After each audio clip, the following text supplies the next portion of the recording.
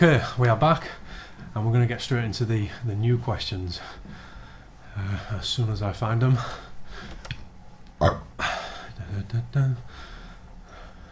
Right, we need somewhere.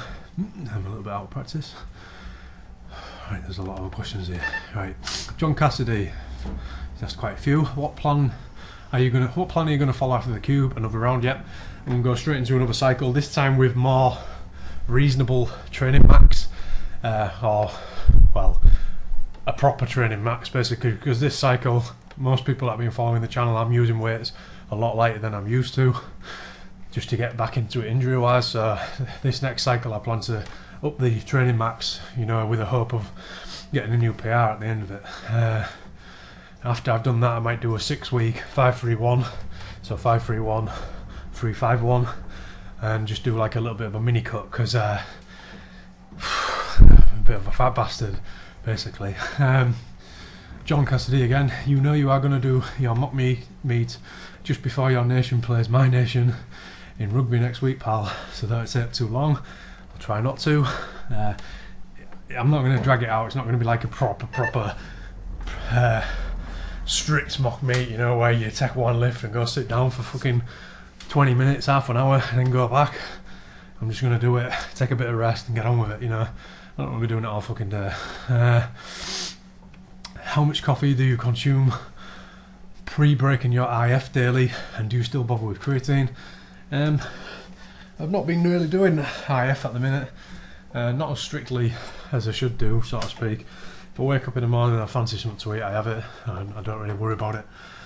I'd usually have a cup of coffee in the morning with like an espresso lobbed in there, and if I'm about, I might have a couple more. And when I go to sites, if there's a coffee machine, I'll have one of them there. Generally drink things like Red Bull and that when I'm driving about. I need my caffeine fix. Do I still bother with creatine? Creatine for me, it's like if I open up my cupboard and I see the tub that it's in, I might just neck a scoop, and if I don't, I don't, you know. So I don't really worry about it too much, because the effects it sort of gives you, they're not really extravagant or extreme anyway. So if you do take it, you take it. If you don't, you don't. It's not really going to make a massive difference to you, to be honest. Not what I've found anyway. Have you decided what shoes will replace your cheap ass Converse rip-offs for deads? These are Savage, Zemgear, Cinch, Ninja, Affleck. Fucking hell, that's alright, fucking mouthful. Zemgear. You've got them and they fit like a glove.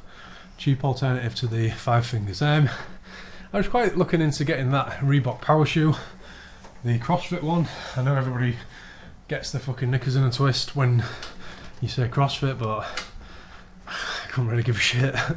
Do you know, if it's a good shoe? I know Brandon Campbell's got some at the minute and he's trying them out. I trust his judgment. So if he says they're alright, I'll get some. If he says they're poop, I'll just stick with my cheap ass Lee Coopers. I'll just go get another pair for £6 or however much they are. When I hit 10k, I need to do a massive giveaway. Okay, well, I'll see what I can do here. I best get saving the pennies.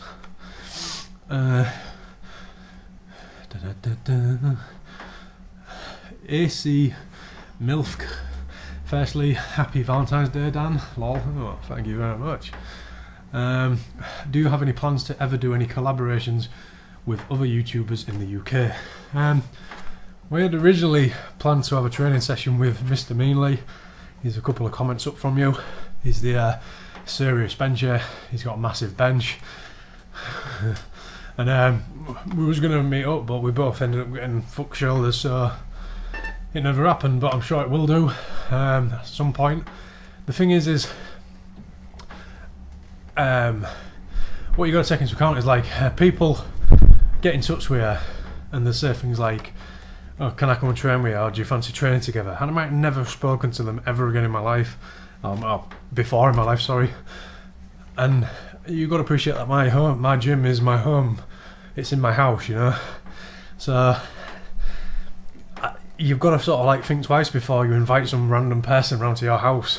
You know what I mean? You understand, like, you wouldn't just invite some random stranger round to your house for, you know, it's a bit like, and then at the same time, I'll happily go and train with other people in their gyms, like commercial gyms, but it comes down to cost, travel time, getting the time to do it. It's sort of like thinks, well, what's the point just to be on somebody else's channel, you know? I know it's all good and thing to watch, but I never really set this channel up to try and, you know, have that collaboration feel, you know, the drama. Oh god, Thingy's training with Thingy, oh, you know, look how good it is. I'm not really arsed. I just like to lift weights, and if in a year's time I look back and all there is squat, bench and deadlift videos, that's just the way it is, you know what I mean? But who knows, eh? Cows. What did you get your last for Valentine's? A good nobbing doesn't count. And I think we didn't actually get anything this year. We just decided that we're not going to do it. We're getting married next year, so we're just sort of saving a bit of coin basically. So we didn't get anything. Any plans to go to Bodypower in May? I don't think I'm going to be going this year. I think I answered this last month. I don't think I'm going to go, mainly because I'd end up taking our lass for like a night out with something. It's like 50 quid for the pair of you to get in altogether. It's a bit of a poor effort, I thought, if you compare it to things like the Olympia. And it's just a ball ache of a drive to Birmingham to mince around for a bit, get a few samples, and come home. It's like meh. So probably not going to be going. Are you jealous I've got the cookie and cream Quest bars? Yes, I am. That's all. Right. Nexus 5000 again. Why did you get a Maize bag as opposed to a standard bag? Mainly for the versatility of it. This Maize bag that I've got is actually heavy, so it's a heavy Maize bag, so it sort of defeats the object of a Maize bag, which is to do footwork, slipping, you know, parrying, shit like that, moving around the bag, which you can still do with this bag, but it's also got a bit of oomph in it for you to be able to give it some, you know, give it some heavy punches. I can't really move about much in here anyway, there's not much space.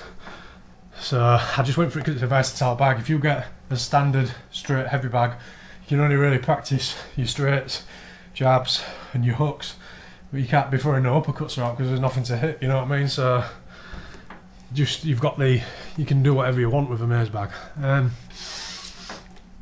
Do you wish you could have had a rowing machine instead of a bike, so it's more of a full body exercise? No, because then I wouldn't have been able to do talking bollocks on the bike. And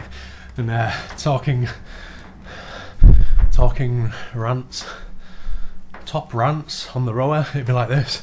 Now then, everybody, it's me, on my rower. I don't have to be honest, I fucking hate rowing machines. They're really good, but I fucking hate them. Functional training kit, kettlebells, sandbags, weighted vests. What's your thoughts on these? I'm just going to come out straight and say it. I think a barbell with plates is all you need to build functional strength. Kettlebells, yeah, they're great, but so what? You can do everything. You can get, you know, with a barbell, it'll build anything. Oh, you build a strong body with a barbell. Sandbags, yeah, it's somewhat awkward to pick up on that, but so what? Same with the weighted vests. Just stick a, you know, put a plate on your back, stick it in a bag. You know, it's a lot of money to pay for a kit which is very specific. You know, I just don't really buy into it. You know, and all I'll say is the people that I know that are into these type of training, they generally don't really excel on the barbell side of things. But that's only just from what I've seen.